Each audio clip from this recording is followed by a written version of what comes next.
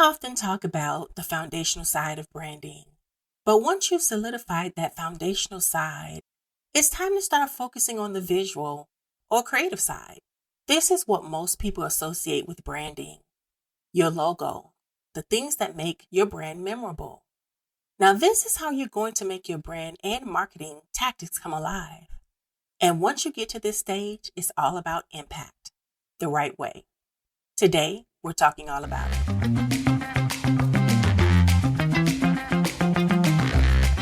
I'm Peachy Williams, copywriter and brand builder turned business owner of multiple entities. While corporate America is in my past, I've parlayed those skills into the future, focusing on growing my businesses, learning valuable lessons, and helping others do it too. What started as an idea to capitalize off my skills has helped so many to create a strong brand with actionable steps, copy, and content that matters. I created the Talk Like a Brand podcast to give you relatable, simple strategies and advice that makes you think, reflect, and implement. If you're an entrepreneur or one in the making who wants to build a strong brand with a solid foundation, you're in the right place. So let's get into it. Steve Forbes said your brand is the single most important investment you can make in your business. We know you don't start building a business with a logo, right? You need your purpose, vision, mission, values, personality, voice, and tone in the mix.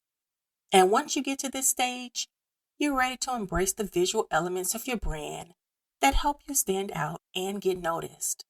This is called the visual brand identity, and it supports that vision.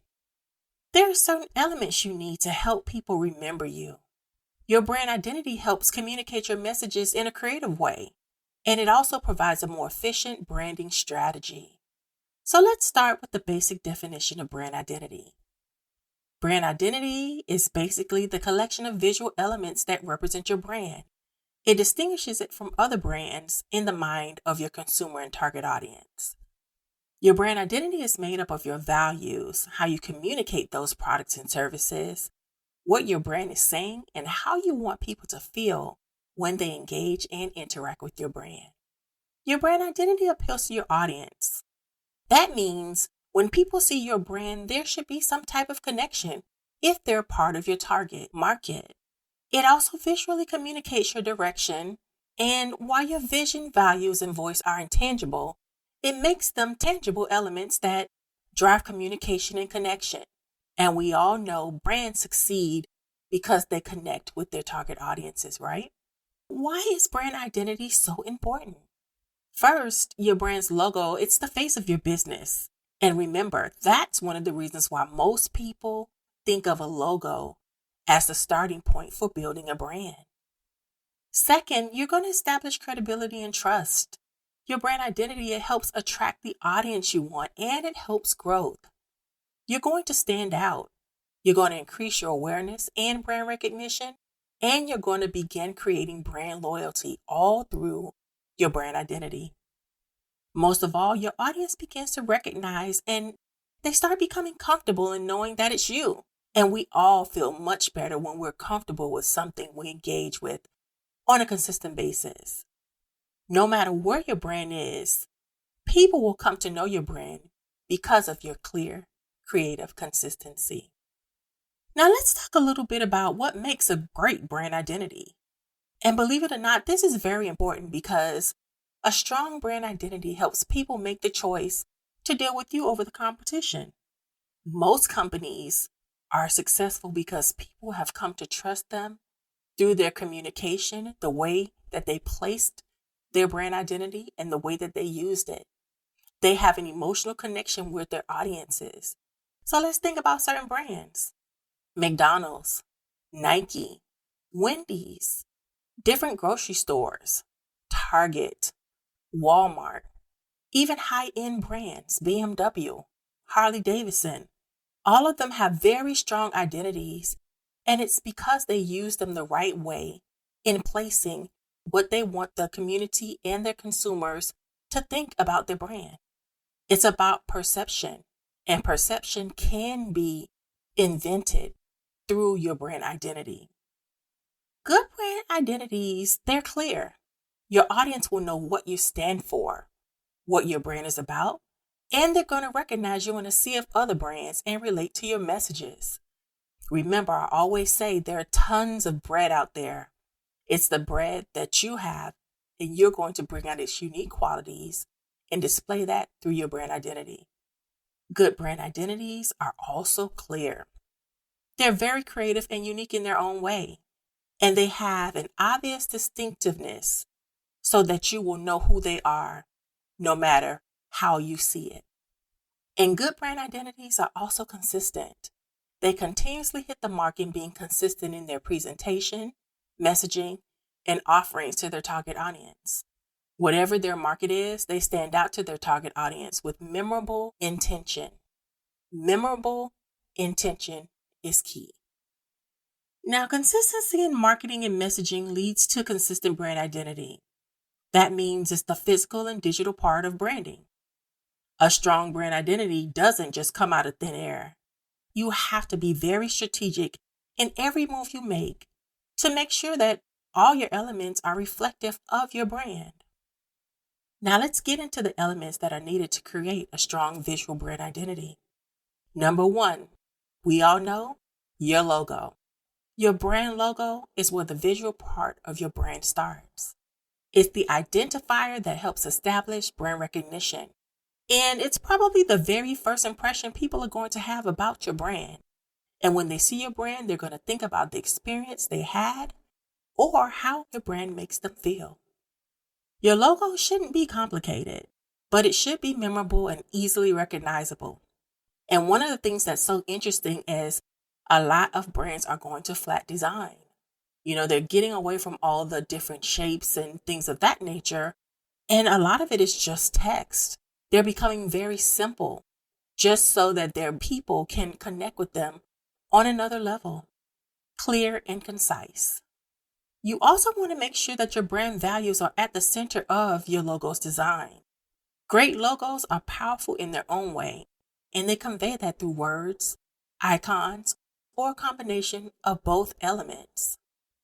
When we talk about logos and the design of the logo, a lot of people don't realize that you should have different logo lockups, and that's different variations of your logo. If you work with a professional designer, 9 times out of 10, they will show you different variations. That means that while you may have the main one in color, what happens when you need it in black and white? Maybe you're going to need a square version of your logo and a horizontal version. Most companies also have a thumbnail that may be yet another iteration of your logo. And all these factors should be considered. For instance, how will your logo look on a website as opposed to on a promotional pin? When creating your logo, make sure you have all the right colors. Designers give you the colors that they use. So you want to know whether your colors are RGB, web colors, CMYK, or Pantone. That's very important because it determines how it's going to look and feel. You don't want to have different variations of colors in your logo. Like you don't want to have one yellow on the website and another yellow in one of your headers. You want to make sure you have that consistency in your logo at all times. Number 2, let's talk about the color palette. Every brand should have a consistent, recognizable color palette. And studies have also shown that color increases recognition by almost 80%. And that's huge. We as people, we definitely connect with color. And it brings out emotions, different emotions based on the colors that we're looking at. Color is an important part of your brand's identity, and it helps build strong visual communication and connection with your audience. That means your colors should mirror your brand personality because color communicates meaning. There's an entire color psychology behind this, but certain colors evoke certain emotions. And this is a major factor in brand identity development. So that means the more consistent your colors are, the more your brand will be linked with those colors. And your goal is to create an appealing aspect of your brand and use other assets to reinforce that recognition. So let's think about Pepsi and their particular shade of blue, or the Coca-Cola red on their bottle that's an icon in itself. Or let's think about Apple. You probably think white, then black. And all these brands use color correctly to add distinction to their brand. And that's huge. Number 3 is fonts and typefaces. Here's a fun fact. If you're not a designer, you're automatically going to think the font is the name of the text design you use. And you may think a typeface is a font, but that's not exactly true. Many people say font when they're actually talking about the typeface and vice versa. The typeface is the design features for letters and characters, and they're characterized based on style. There are different classifications of typefaces. There are usually 4 basic groups: serifs, those without serifs, scripts, and decorative styles. So think about when you see Times New Roman or monotype cursiva. Those are typefaces. Whereas fonts, that's the weight and size of your typeface and its different variations. So when you use italic, bold, you change the size or anything that's going to change the look and feel, that's the font. So now, is it really important for you to know the difference? You may be saying, well, everybody knows what I mean when I'm saying fonts. But when you're working with designers and you're working with other people who actually do this for a living, you'll want to know the right terminology to use to make sure that they fully understand what it is you need and how they're going to deliver. Because the last thing you want is to speak to a designer and say the wrong thing, because that leaves things open to interpretation, and that can cost you time and money if it's not clear. I want you to choose and stick with contrasting and complementary typefaces to stay consistent in your look, feel, and message. Now, number 4 is typography. The typography of your brand is very important, and a lot of people don't think about it until you're actually looking at it. So let's think about how brands use text in different ways to create a certain aesthetic. Think about how they bold certain fonts, or certain fonts are thin and then certain fonts are thick. All of that's important because it gives you different imagery. This is how your fonts are displayed, what sizes to use, what should be bolded, and more. And it helps the brand become more recognizable. Putting together a good hierarchy, it helps control the information your user is going to see first to direct their thought process. In other words, this is called the treatment for your text. Now, I really want you to think about this, because how will your tagline look as opposed to your web address? Or how will your headlines and subheads look on the web as opposed to in a PowerPoint presentation? All of this should be consistent no matter what you do, and that's very important. Number 5 is imagery. A picture is worth 1,000 words, right? In fact, you can convey quite a bit with the imagery you use. And while most people don't consider this, it's a huge part of communicating your vision, values, and voice to your target audience. And having a clear direction for your photography and videos helps establish your identity clearly and powerfully.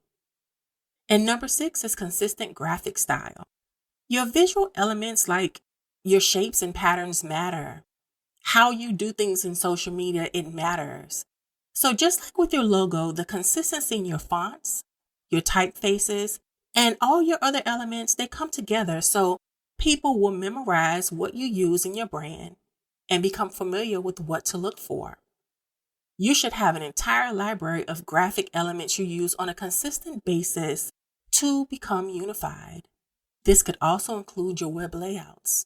Every web page or everything that you do on the web, if it has a layout, people will come to know your layout design and they'll know that it's your brand, even without seeing your logo. And this is key in building a strong identity foundation.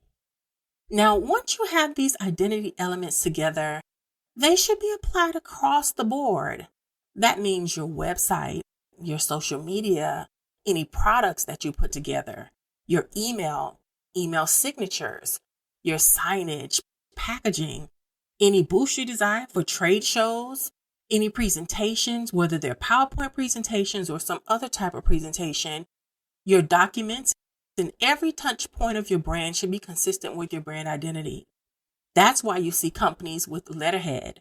That's why their business cards have a certain structure. That's why all their PowerPoint presentations are uniform. That's why every sign you see, every ad you see, Even down to the radio spots that you hear. They start a certain way and they may end a certain way. All of that is part of the brand identity. And that's another reason why brand guidelines are so important, because it's the blueprint for your brand identity and it describes how to apply your brand and actually what that brand looks like in action. Most companies have templates for these items because it helps ensure consistency and continuity in your business.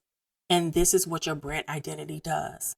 It creates a sense of business continuity so that anyone can write for your brand, anyone can design for your brand, and anyone can put those assets together to convey what you want to say and what you want people to feel when they engage with your brand. That's a lot, right? I know. So does it sound like a lot of work? I'm not going to beat around the bush. It is. But is it totally worth it? Absolutely. These things take time and they also evolve. And remember, brands are continuously evolving. If it's not evolving, you'll become stagnant. Getting to that sweet spot is definitely a journey. It's not a marathon. But the more you put into building your brand identity, the better your outcomes will be. The more relatable your brand is with your audience, the more they're going to engage. Because, of course, the ultimate goal is recognition and trust, which are vital to your success. Go follow me on Instagram at The Right Mix and Color My Brands, and let me know what you think about the podcast because I love hearing from you. Sign up for my weekly Brand Bits newsletter at bit.ly/getbrandbits, dropping every Tuesday. And of course, we're on every single week. Have an amazing day. Until next time.